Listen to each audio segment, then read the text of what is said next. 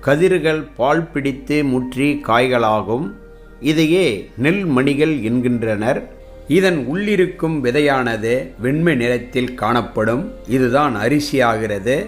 நெல்லை குத்தி உமியை நீக்கி எடுத்த அரிசியை பச்சரிசி என்றும், சிறிது வேக வைத்து உலர்த்தி குத்தி உமி போக்கி எடுத்ததை புழுங்கல் அரிசி என்றும் கூறுகின்றனர்.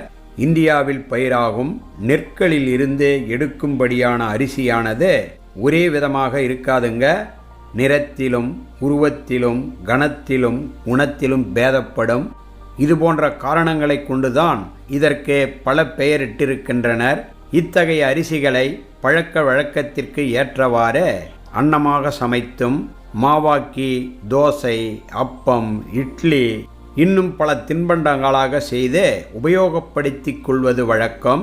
இந்த நெல் பயிரானது விதைகள் மூலம் இன உற்பத்தி ஆகிறது.